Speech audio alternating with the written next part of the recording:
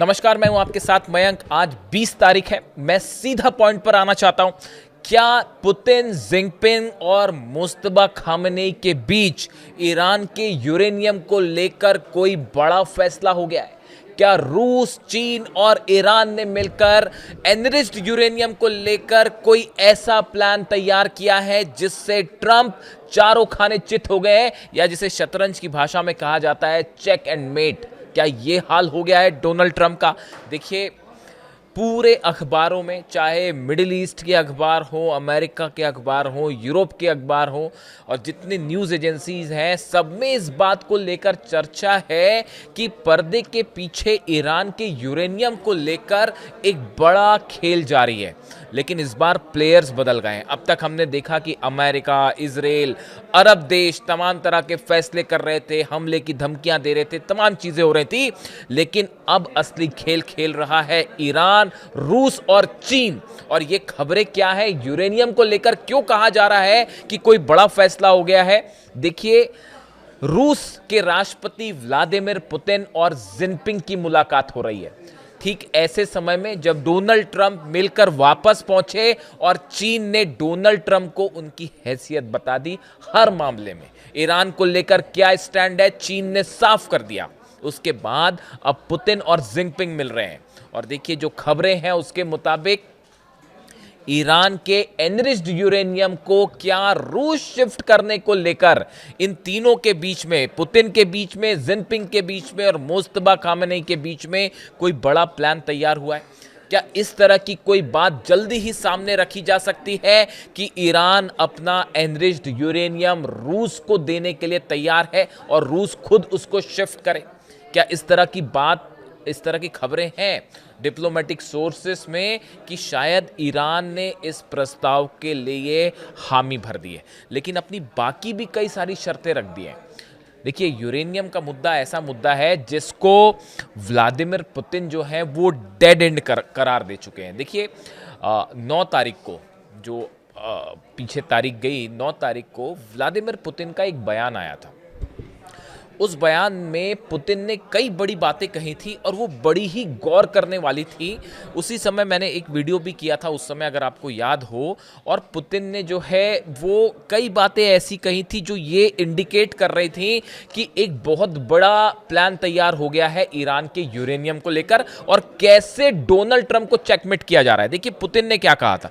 Putin ने कहा था कि हमने एक बड़ा प्लान तैयार किया है ईरान के यूरेनियम को लेकर। बात नंबर 1, उन्होंने कहा था कि ईरान के यूरेनियम को लेकर आगे क्या किया जाए, इसके ऑप्शंस हमने सामने रखे।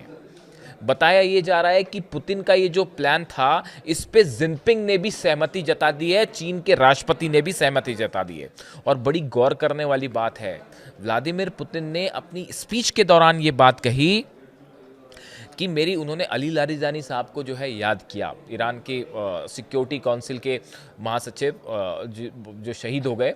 उनकी मुलाकात हुई, वो रूस के दौरे पर गए थे और उनकी मुलाकात हुई थी व्लादिमीर पुतिन से। संभवतः उसी समय लारिजानी साहब और पुतिन के बीच में एक बड़ा फ्रेमवर्क तैयार हो चुका था।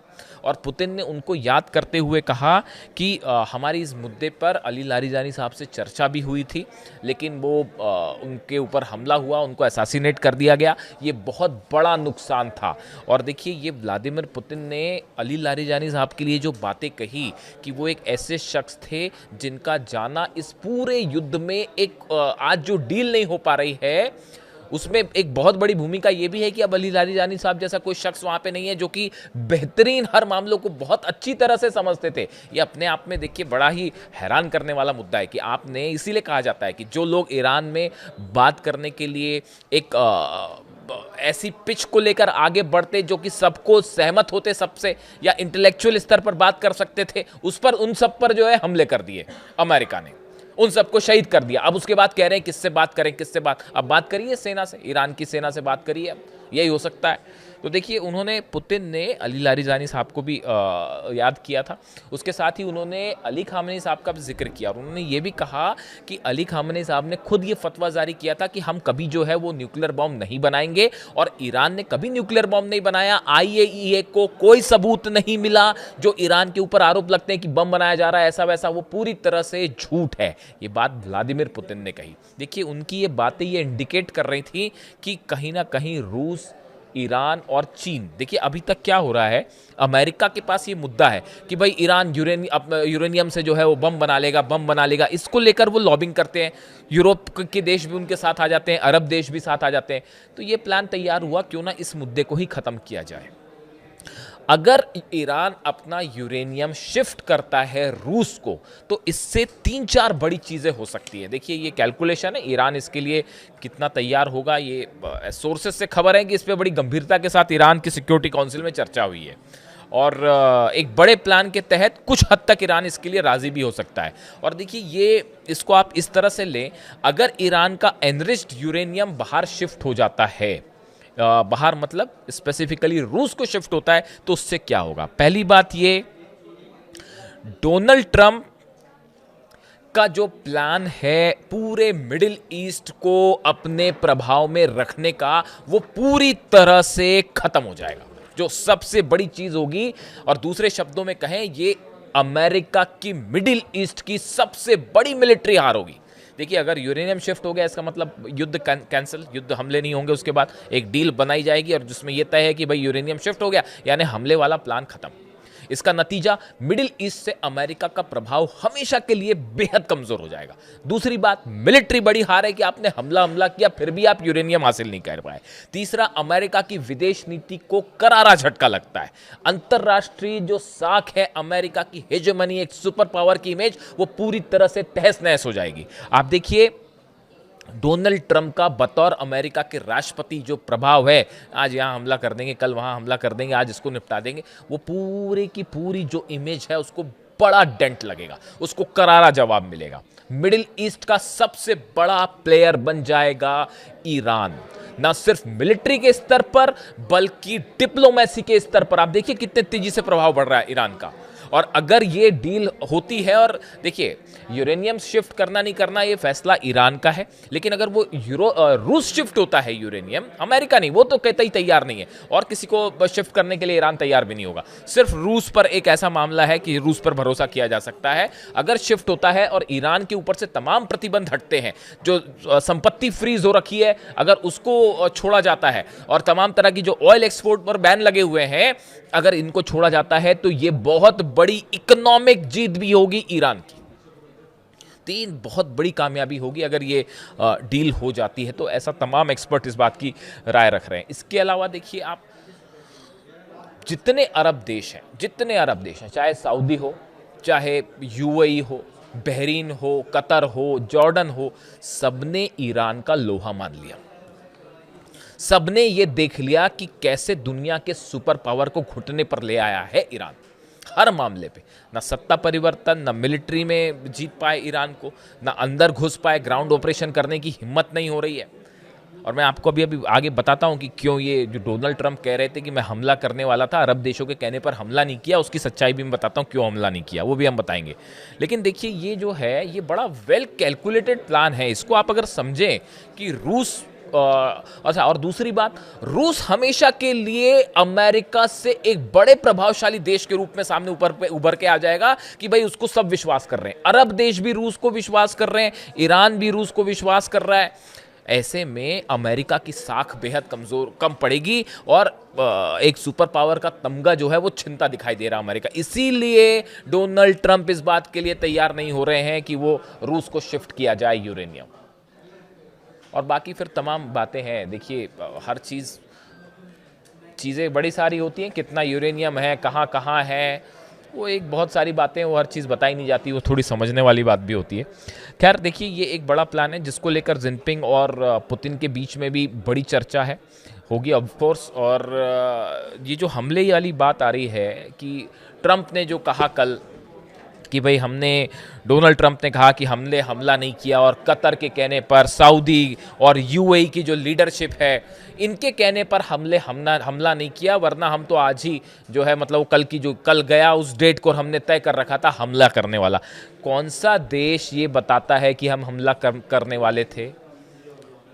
कोई बताता है कि अब हमला कब करेंगे, हम करने वाले थे, नहीं करने वाले थे? डोनाल्ड ट्रंप का ये कहना कि हम हमला करने वाले थे, ये अपने आप में बड़ा ही हास्यास्पद है। जितने मिलिट्री एक्सपर्ट हैं, वॉर एक्सपर्ट हैं, वो जब इस तरह की डेट रिवील करते हैं डोनाल्ड ट्रंप, तो वो सबके लिए एक जो है बड़ा मतलब क्या बताऊं, मैं तो जितने डिफेंस एक्सपर्ट से बात करता हूँ वो सब यही कहते हैं कि भाई डोनाल्ड ट्रंप क्या कह रहे हैं वो वही जान सकते हैं। उन्होंने सब जितने डिफेंस के जितने रूल्स रेगुलेशंस होते हैं, या जो जिनको एक चीज़ें जो खुफिया स्तर पर रखी जाती है, वो कब क्या रिवील कर दे कोई भरोसा नहीं। तो अब उन्होंने कह रहे हैं कि हम सब ने इनके कहने पर जो है हमने हमला नहीं किया, क्योंकि अभी पीछे बातचीत हो रही है और हमें लगता है। अब हकीकत क्या है आप समझिए। दो बड़ी वजह।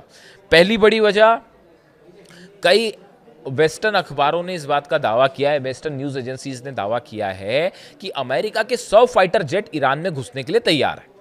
लेकिन साथ में खबरें ये हैं, ईरान ने अपने डिफेंस सिस्टम में कई सारी नई मिसाइल्स शामिल की हैं, जिसमें रूस की मिसाइल्स, चीन की मिसाइल्स भी हो सकती हैं। और यह अंदेशा जताया जा रहा है कि अगर अमेरिका के 100 जेट अंदर जाएंगे तो बड़ी संख्या में अमेरिका के जेट इस बार गिरा दिए जाते, क्योंकि ईरान उसको ट्रैक कर रहा है। उनका मूवमेंट कैसे होता है, कितनी हाइट पे उड़ते हैं, कितनी स्पीड पे उड़ते हैं, वो कैसे राउंड अबाउट्स लेते हैं, इन सब को लेकर एक बड़ा प्लान तैयार है रूस और ईरान के बीच। और ये इस निशाने पर रखा गया है तमाम डिफेंस सिस्टम को, चाहे केशम आइलैंड हो, चाहे खार्ग आइलैंड हो, चाहे तेहरान हो, चाहे इस्फहान हो, नतांज हो, फोर्दो हो, हर जगह डिफेंस सिस्टम और मिसाइल्स डिप्लॉय हैं, पिछली बार के मुकाबले कहीं ज्यादा। और ये अंदेशा था पेंटागन को, CIA को, कि हमारे जेट्स अंदर जाएंगे तो पिछली बार तो 1-2 F-35 गिरे थे, इस बार ना जाने कितने गिर जाएं। इस खुफिया रिपोर्ट के बाद आखिरी में प्लान बदला गया। पहली खबर कि क्यों डोनाल्ड ट्रंप ने यह प्लान रोक दिया आखिरी समय में। दूसरा, डोनाल्ड ट्रंप नहीं चाहते थे कि पुतिन और जिनपिंग मिल रहे हों, उसके बीच में हमला किया जाए, वरना पुतिन और जिनपिंग दोनों का एक साथ बड़ा फैसला हो सकता था कि अमेरिका को कैसे जवाब दिया जाए। दो महाशक्तियां मिलके डोनाल्ड ट्रंप को जवाब देती, अगर वो ईरान पर हमला कर देते और उस समय पुतिन चीन में हो, ऐसी स्थिति में हालात बिगड़ सकते थे मिडिल ईस्ट में। इस बात का डर सता रहा था डोनाल्ड ट्रंप को और उनके एडवाइजर्स को, इसलिए हमला नहीं किया गया। तीसरी बात आप सुनिए, आप सोचिए, यूएई के न्यूक्लियर पावर प्लांट पर हमला होता है और यूएई जो ट्रंप के मुताबिक, और यूएई के जो राष्ट्रपति हैं वो ये कह रहे हैं, सजेस्ट कर रहे हैं कि अभी हमला मत करिए। आप सोचिए किसी देश के न्यूक्लियर पावर प्लांट पर हमला हो जाए और ये लगा कि ईरान ने हमला किया है, ऐसी सिचुएशन में वो देश का राष्ट्रपति ये कहेगा डोनाल्ड ट्रंप से कि भाई हमला मत करिए। ऐसे हालात में कहने का मतलब ये है कि आप इस बात को समझिए, चाहे अरब सऊदी हो, चाहे यूएई हो, चाहे कतर हो, बहरीन हो, हर देश इस बात को समझ रहा है कि ईरान से जंग का मतलब है पूरा अरब जलेगा। ये बात तय है। और ये वार्निंग शॉट्स थे, जो हो सकता है हुती नहीं फायर कर दिया हो, जो न्यूक्लियर पावर प्लांट पर जो मिसाइल गिरी और जो इजराइल में भयंकर बेत शेमेश में धमाका हुआ, ये बता रहा है कि ईरान कितने गुस्से में है और मामला बिगड़ सकता है।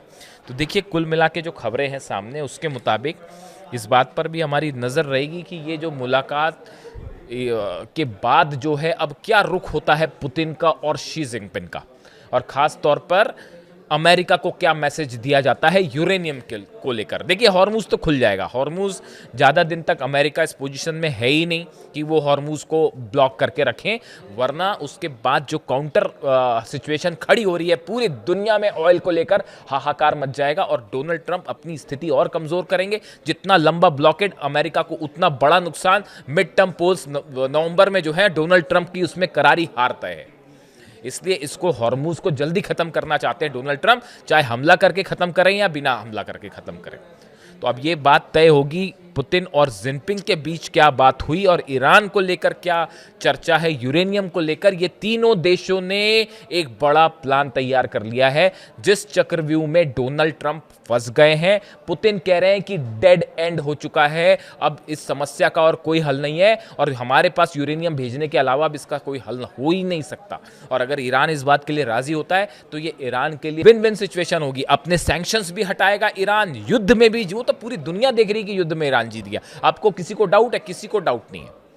तो ये ईरान की बहुत बड़ी जीत होगी अगर ये समझौता होता है और यूरेनियम देने के लिए ईरान जो है वो रूस को यूरेनियम शिफ्ट करता है। लेकिन डोनाल्ड ट्रंप मुझे नहीं लगता इसके लिए तैयार होंगे, और अगर होते भी हैं तो समझौता कितने दिन चलेगा ये अपने आप में बड़े सारे इफ एंड बट हैं। लेकिन इसी बीच ये भी सच्चाई है कि 100 फाइटर जेट ट्रंप के तैयार हैं और जो किसी भी आदेश के बाद हमला कर सकते हैं, लेकिन उसका नतीजा पूरा अरब में एक बार फिर बड़ा विनाश देखने को मिल सकता है। जो भी अपडेट आएगा, चाहे बीजिंग से आए, चाहे न्यूयॉर्क से, चाहे तेहरान से, आप तक पहुंचाने की कोशिश होगी। Thank you so much.